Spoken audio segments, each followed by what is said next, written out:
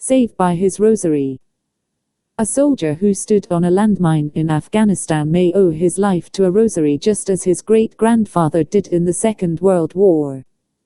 Guardsman Glenn Houghton, 19, asked for a rosary to take with him before being deployed to Afghanistan on a 7-month tour of duty with the Coldstream Guards in Helmand Province.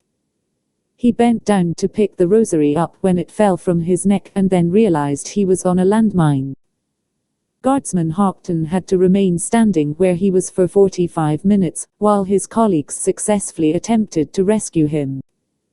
His great-grandfather Joseph Sonny Truman also credited a rosary with saving his life when he survived a bomb blast after he was captured while serving with the Royal Regiment of Fusiliers in the Second World War. Guardsman Houghton's mother Sherry Jones, from Tye Green, Essex, said she was physically sick when her son rang to tell her of his ordeal. He was on patrol, and his rosary fell off his neck. He felt like he had a slap on the back. He bent down to pick his rosary up to see if it was broken, she said. As he bent down to pick it up, he realized he was on a landmine. His brush with death echoed that of his great-grandfather towards the end of the Second World War when he and other prisoners of war were forced to march away from the advancing Allied armies. He was walking across a field with half a dozen of his platoon, said Mrs. Jones. He bent down to pick something up and was the only one to survive a sudden bomb blast. He had picked up a rosary. Guardsman Houghton's mother and stepfather Daniel Jones have also kept a bullet which embedded itself in his body armor when he was shot on a separate occasion. He was winded but otherwise unhurt. Guardsman Houghton is now back from Afghanistan but has been hospitalized with broken ribs he suffered in a non-work-related mishap.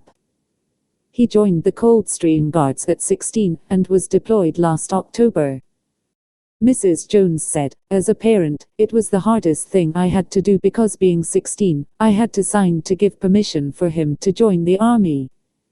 It was too painful to see him leave Brize Norton for Afghanistan." His family sent 20 parcels a week for him, and his colleagues. They contained everything from toiletries to thermal underwear, and Marmite home comforts to make life in the war zone easier.